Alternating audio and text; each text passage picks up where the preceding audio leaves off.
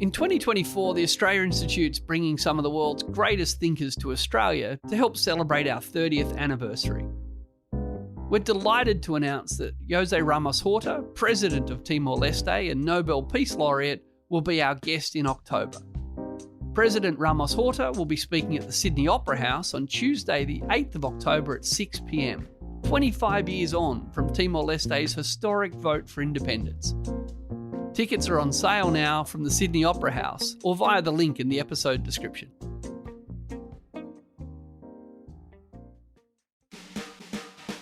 Coles and Woolworths make about 3 times the average profit that Australia's banks make, and our banks, by the way, are some of the most profitable banks in the world. So we have a real problem with supermarket profits in Australia, and it's shoppers paying the price. It's reasonably rare that I'm shocked on this podcast, but that has genuinely shocked me.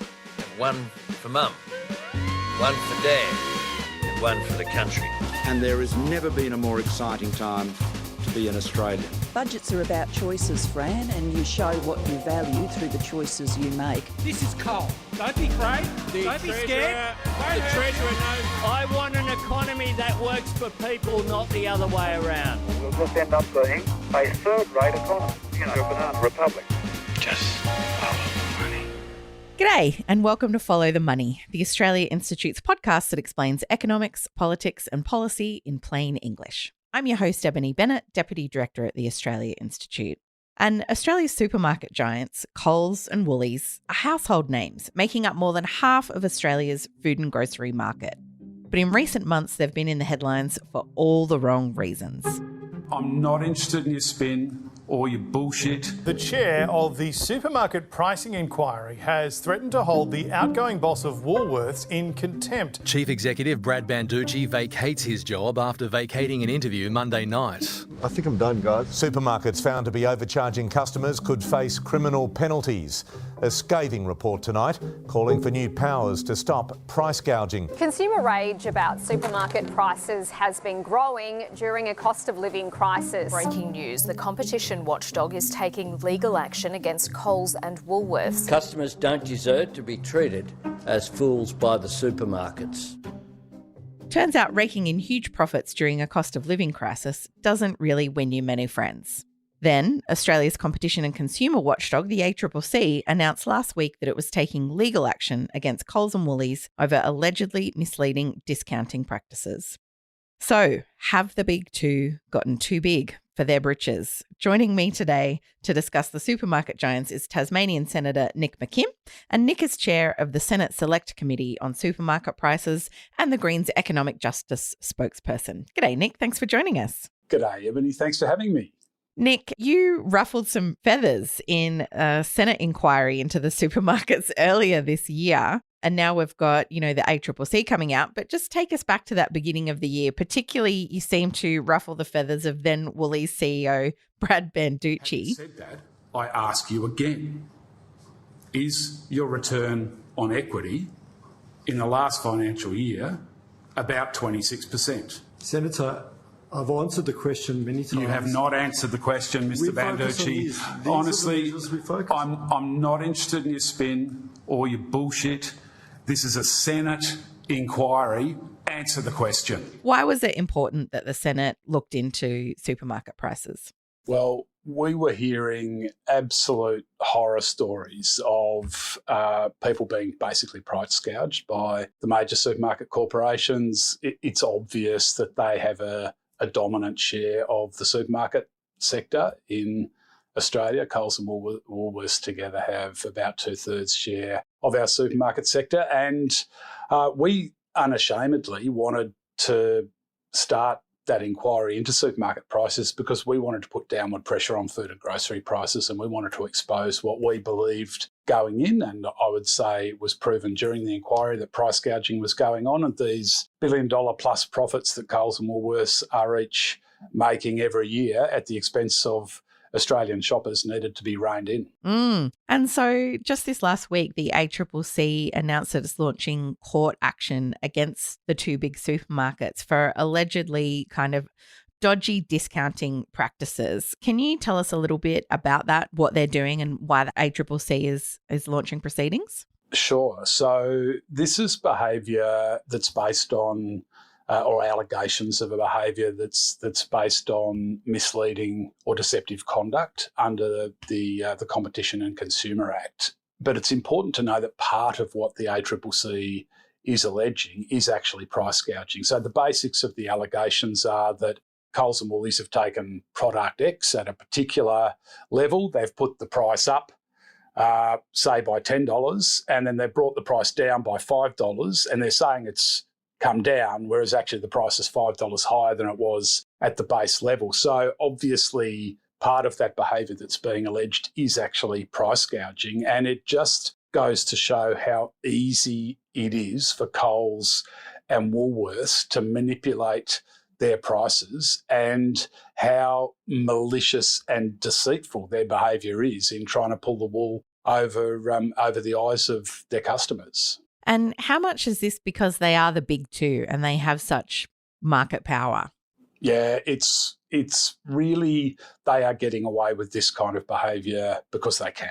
And a large part of that, whether it be a misuse of market power to deceive their customers or a misuse of their market power to engage in price gouging, is simply because they are so big. They are behemoths, they are corporate giants. They've got their hooks into the establishment political parties. In Australia, they've got their hooks into farmers using their market power. All their suppliers are massively disadvantaged. They've ruthlessly used that market power to drive down the prices they are paying to their suppliers, and they've ruthlessly used that market power to price gouge their shoppers. And something has to change, and that's what the Greens are about. Yeah, so tell us, what would the Greens be doing to kind of tackle that market power and give more of an advantage to consumers?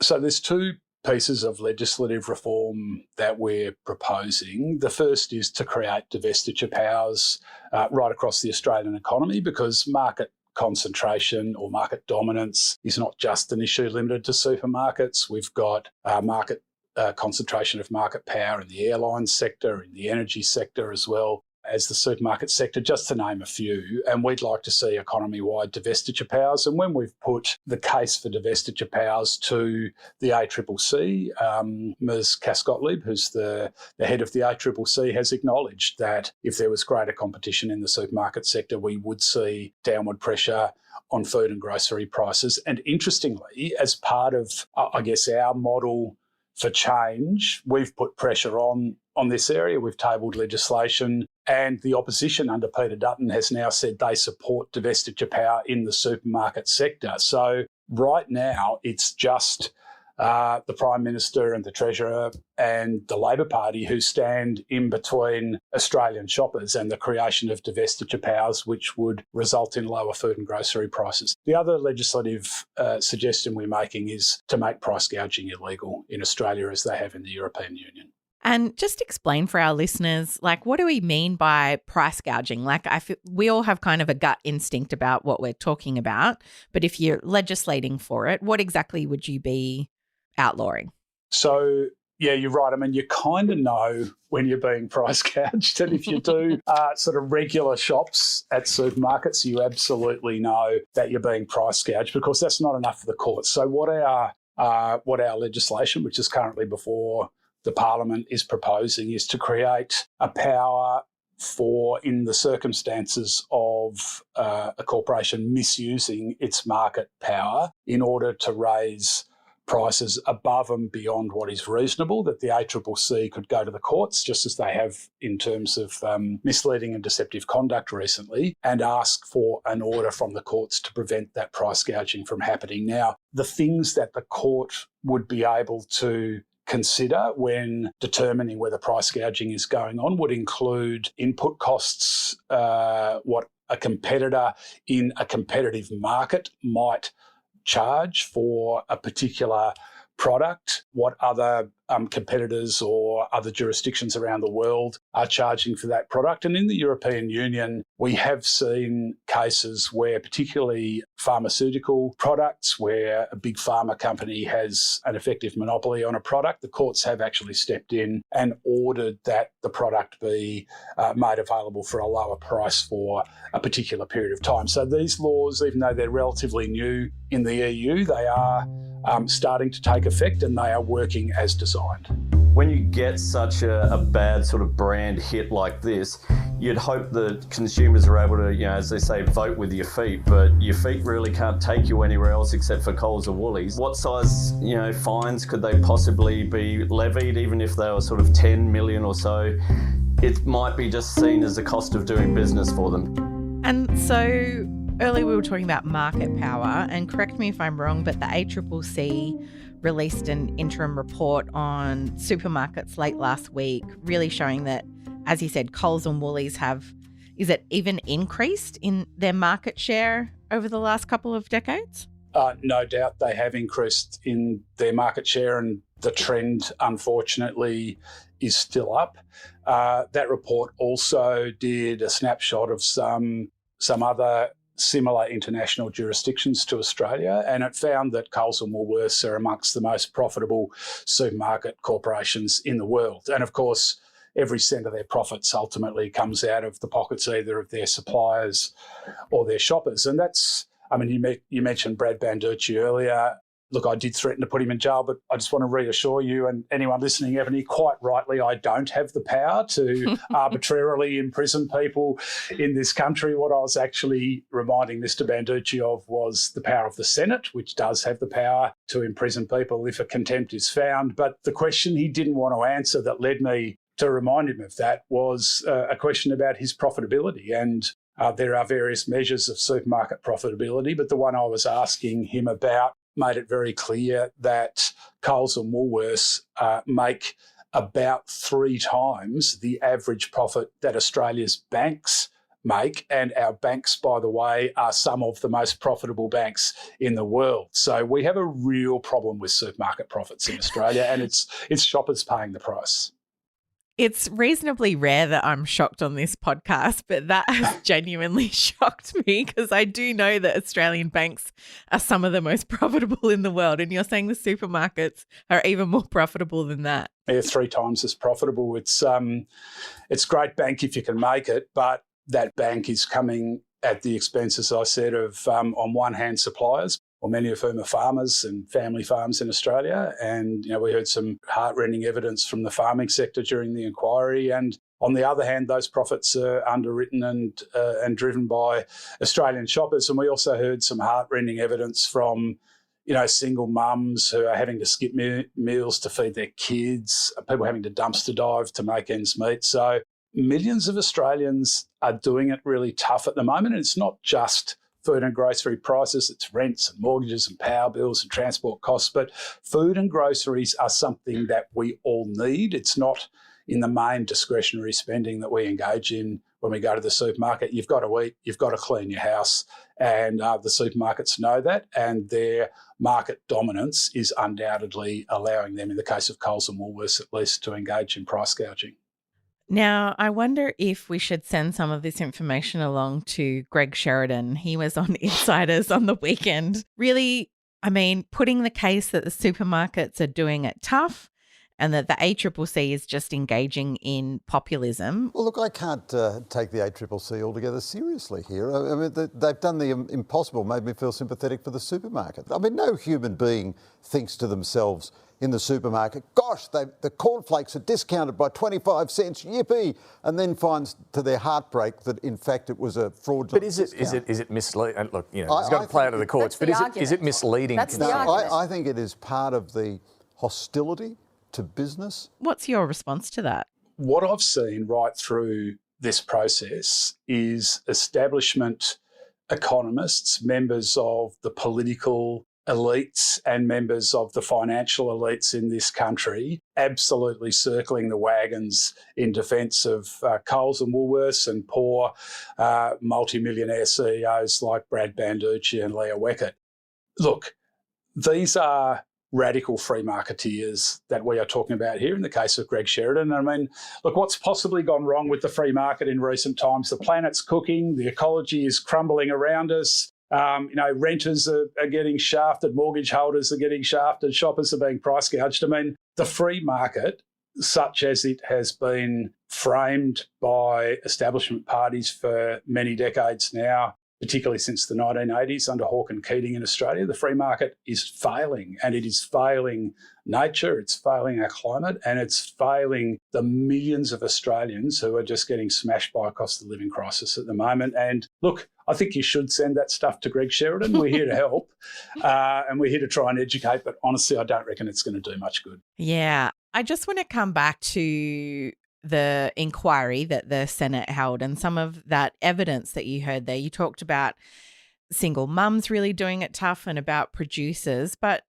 was there anything else that stuck out to you or that was really memorable from that inquiry and that evidence that the Senate was able to hear when it comes to this issue of supermarket prices? Yeah, there was so much, and it was such a I don't want to say a great inquiry, because a lot of the evidence we heard was terrible and awful for the people giving evidence. But we heard from farmers, and I want to be clear here that most people still in the farming sector didn't want to stick their heads up above the parapet because they were quite rightly frightened of retribution from Coles and Woolworths in terms of driving down either the price or the quantity of fruit and veg that they were currently selling to Coles and Woolworths. But we had farmers in tears about how their family businesses had been destroyed on their evidence by predatory behaviour from Coles and Woolworths. We had, as I said,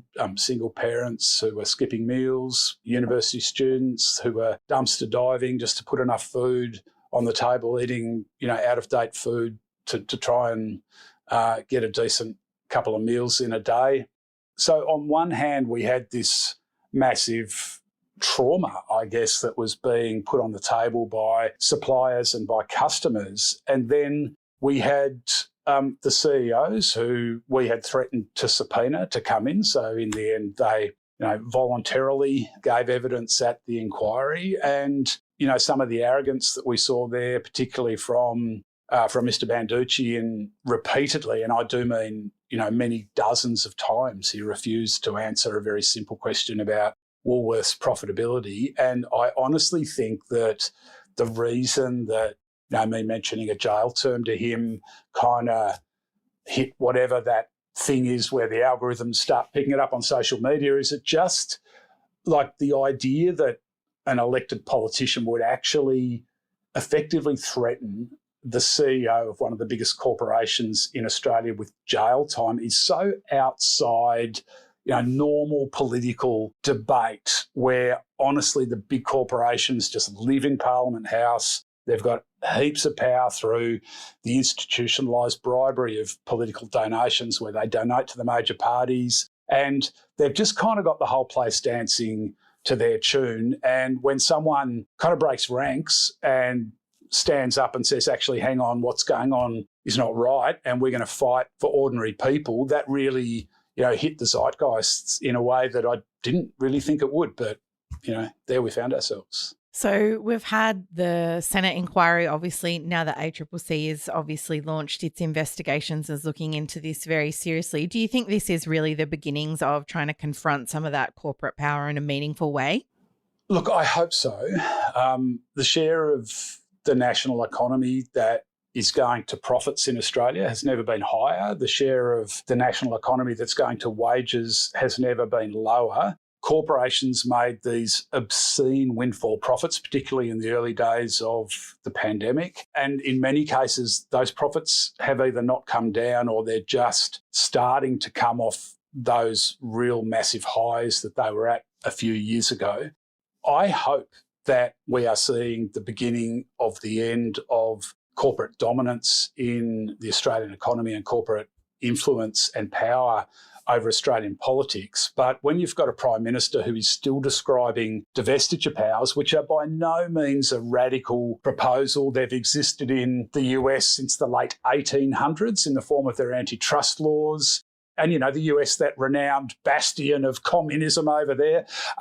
You've got a Prime Minister describing divestiture powers as Soviet Union-style powers. Menzies tried to ban the Communist Party. They want to adopt the Communist Party model. It's not so much a supermarket policy as a super-Marxist policy.